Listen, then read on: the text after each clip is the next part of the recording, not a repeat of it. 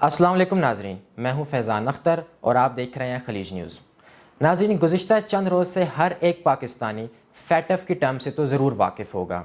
آج کی اس ویڈیو میں آپ کو بتاؤں گا کہ فیٹف ہے کیا اور اس کو پاکستان میں اتنی اہمیت کیوں دی جا رہی ہے اور بین الاقوامی سطح پر فیٹف کو کس نظریے سے دیکھا جاتا ہے۔ بنیادی طور پر فیٹف سے جو الفاظ بنتے ہیں وہ ہے فائنینشیل ایکشن ٹاسک فورس۔ یہ ادارہ 1989 میں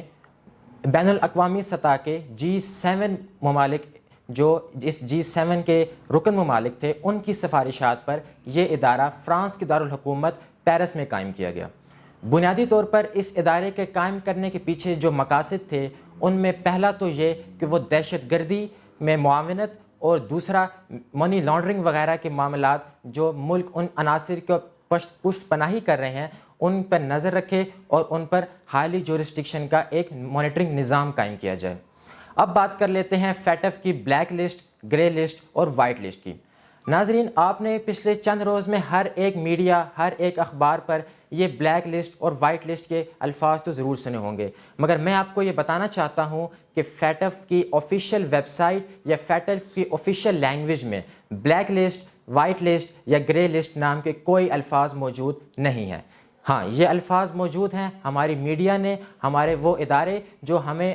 ایک عام شہری کو آسان الفاظ میں سمجھانے کی ان کی جانب سے ہم یہ کہہ سکتے ہیں ایک کامیاب کوشش ہے، جو ایک عام پاکستانی یا ایک عام شہری ان کو اپنی آسان یا سادہ الفاظ میں سمجھ سکے۔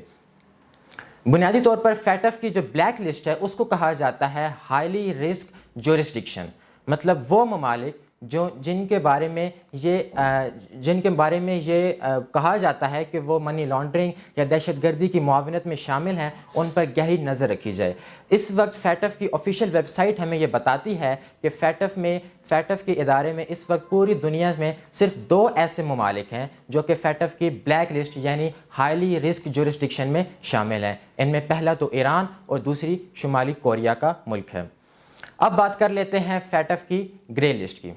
آپ سب جانتے ہوں گے کہ پاکستان اس وقت فیٹف کی گرے لسٹ میں برقرار رکھنے کا فیصلہ کیا گیا ہے اور یہ فیصلہ گزشتہ 2 ہفتے پہلے ہی فیٹف کے صدر ڈاکٹر مارکس نے ایک پریس ریلیز میں یہ ہم سب کو بتایا ہے۔ اب میں آپ کو بتانا چاہتا ہوں کہ پاکستان کو اس گرے لسٹ میں کیوں ڈالا گیا اور پاکستان کب اس گرے لسٹ سے نکلے گا، یا پاکستان کو گرے لسٹ میں ڈالنے سے کوئی مالی یا سفارتی نقصانات بھی ہو سکتے ہیں یا نہیں۔ سب سے پہلی بات تو یہ کہ پاکستان فیٹف کی گرے لسٹ میں کوئی پہلی مرتبہ نہیں آیا۔ پاکستان 2013 سے 2017 تک بھی فیٹف کی گرے لسٹ میں شامل تھا۔ اب بنیادی طور پر فیٹف کی گرے لسٹ میں پاکستان کو اس لیے ڈالا گیا ہے کہ پاکستان پر دہشت گردی کی معاونت اور منی لانڈرنگ وغیرہ کے الزامات سامنے آ رہے تھے، جس پر فیٹف کی کمیٹی نے پاکستان کو گرے لسٹ میں ڈالا اور یہ وقت دیا کہ آپ 2 سال کے اندر ہمیں اس بات کا جواب دیں۔ مگر جون 2020 میں یہ وقت مکمل ہونا تھا، مگر ایک ناگہانی آفت جس سے آپ سب واقف ہیں، کرونا وبا کی باعث یہ پاکستان اس کا جواب نہ دے سکا کیونکہ فیٹف کی وہ اجلاس منقطع ہو گیا، اور اس کے بعد مزید 2 مہینے کا وقت ملا اور ستمبر 2020 میں یعنی گزشتہ ماہ پاکستان نے قومی اسمبلی میں اس سے متعلق ایک قرارداد منظور کروائی اور یہ فیٹف کی آفیشیل ان کی کمیٹی کو پیش کی، جس پر فیٹف نے اپنا ایک کمیٹی تشکیل دی اور اس پر نظر ثانی کرتے رہے۔ اور گزشتہ 2 ہفتے پہلے فیٹف کے صدر ڈاکٹر مارکس نے ایک پریس ریلیز کے ذریعے سے جو ہم سب جانتے ہیں اس کے ذریعے سے فیٹف پاکستان کو گرے لسٹ سے میں برقرار رکھنے کا فیصلہ کیا گیا۔ بنیادی طور پر پاکستان کو 26 ایسے پوائنٹس دیے گئے تھے جن پر پاکستان کو ان کے بارے میں اپنی صفائی پیش کرنا تھی، جن میں سے پاکستان 22 کے بارے میں فیٹف کی APJ کمیٹی یعنی ایشین پیسیفک گروپ، یہ ایک ذیلی کمیٹی ہے جو فیٹف کے ساتھ فیٹف کی معاونت اور فیٹف کے جو دیگر معاملات ہوتے ہیں ان پر عمل درآمد کرنے اور ان میں ہیلپ کرنے کی کوشش کرتی ہے، ان کو پاکستان نے قائل کرنا تھا، جن میں سے 21 ایسے پوائنٹس ہیں جو کہ پاکستان مکمل کرنے میں کامیاب ہو چکا ہوا۔ اب آپ کے سب کے ذہنوں میں یہ تو تھا پاکستان کا فیٹف سے کیا معاملات چل رہے ہیں اور بین الاقوامی سطح پر فیٹف کی کیا اہمیت ہے۔ اب بات کر لیتے ہیں G7 کی۔ پروگرام کے آغاز میں نے آپ کو بتایا کہ G7 کی سفارشات پر یہ ادارہ فرانس میں قائم کیا گیا۔ G7 میں کون کون سے ممالک شامل ہیں اور انہوں نے یہ مطالبہ کیوں کیا؟ سب سے پہلے G7 میں ہمارے پاس USA، France, Italy, Germany, UK اور دیگر ممالک شامل ہیں۔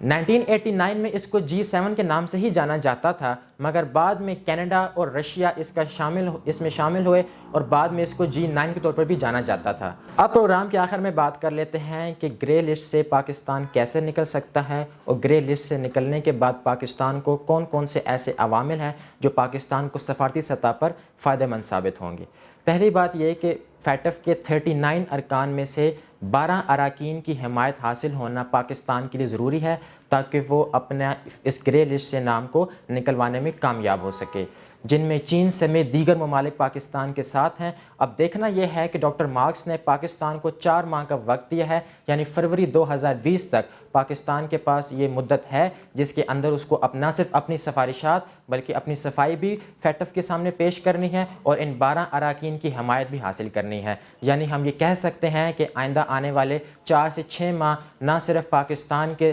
اندرونی بلکہ بیرونی اور سفارتی لحاظ سے بھی اہم ثابت ہو سکتے ہیں۔ شکریہ۔